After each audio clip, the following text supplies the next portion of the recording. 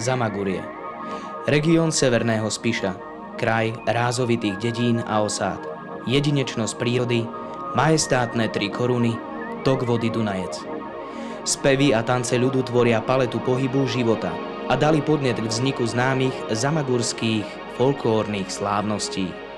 Od roku 1976 sa každoročne stretávajú nadšenci tradičnej kultúry, aby zosnúbili krásy prírody s duchovnými krásami Zamaguria a Pienin.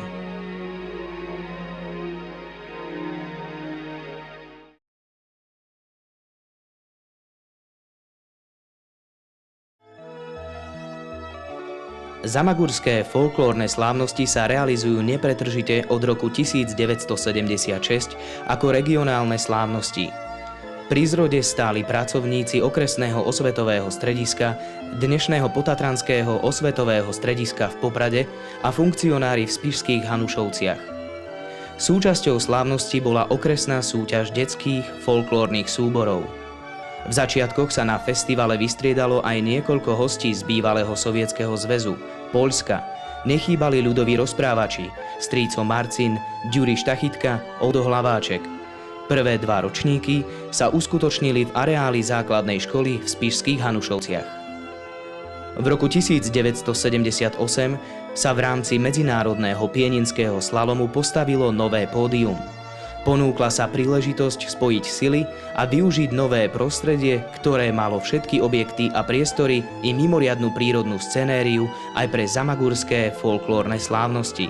A tak sa tretí ročník festivalu v roku 1979 uskutočnil v Červenom kláštore pod majestátnymi 3 korunami. Medzi hostiami nechýbal ani národný umelec Jozef Króner. Medzi medzníky zamagurských folklórnych slávností patril aj 4. ročník v roku 1980. Novinkou bol nočný program na nádvorí starobilého kláštora. Hostiami boli Magda Paveleková, Olga Šalagová, ľudový rozprávač Ďuri Štachytka. V roku 1981 oslávili zamagurské folklórne slávnosti svoje malé jubileum, 5. výročie. Hosťom bola aj Darina Laštiaková. 3. júnový víkend sa stal pre Zamagurčanov sviatkom folklóru i tradície a každoročne sa na festivale predstavilo niekoľko známych súborov i osobností z kultúrneho života.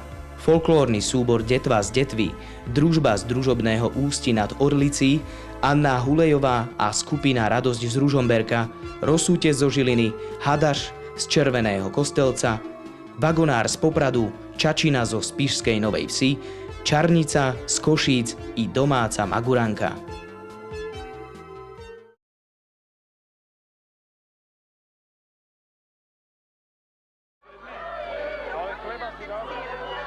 Medzi prelomové patril 8. ročník zamagurských folklórnych slávností v roku 1984. Novinkou bol splav na pltiach zástupcov súborov a hostí dolu Dunajcom. Od tohto okamihu sa festival stal ojedinelým podujatím, ktorý dodnes patrí medzi najzaujímavejšie programy slávností. Počas prvých 10 ročníkov sa v programoch vystriedalo každoročne takmer 1000 účinkujúcich. Nechýbal tu ani najznámejší súbor Lúčnica z Bratislavy. Čistotu folklóru i programov si zamagurské folklórne slávnosti udržali cez 25 rokov. V posledných 5 rokoch naberali na intenzite hlavne programy komerčného charakteru, zaujímavé pre čoraz väčšiu obec divákov od detí, mládež po zrelú a vyspelú folklórnu verejnosť. Každý z ďalších ročníkov priniesol niečo nové. Sprievodné podujatie Zakliata krása, výstavy remeselníkov s predvádzaním výroby, historické výjavy zo života a pôsobenia mnícha Cipriána, stretnutie bylinkárov, historický šerm. Zamagurské folklórne slávnosti rozšírili brány pôsobenia aj na piatkové večery, venované prevažne mladej generácii a koncertom populárnej hudby.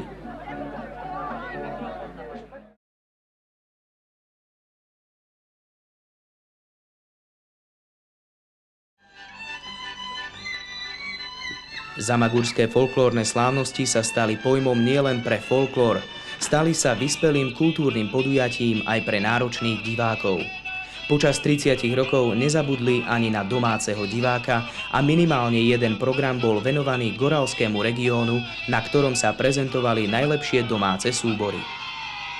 Zamagurské folklórne slávnosti sa počas svojej histórie zmenili na nadregionálne podujatie so zahraničnou účasťou a cezhraničnú spoluprácu, na ktorú dáva predpoklady miesto jeho konania obec Červený kláštor, ležiaca na hraničnej rieke Dunajec. Jeho pravidelnými návštevníkmi sú významní predstavitelia z oblasti kultúrneho i spoločenského života zo Slovenska i zo zahraničia. Zamagurské folklórne slávnosti majú 30 rokov.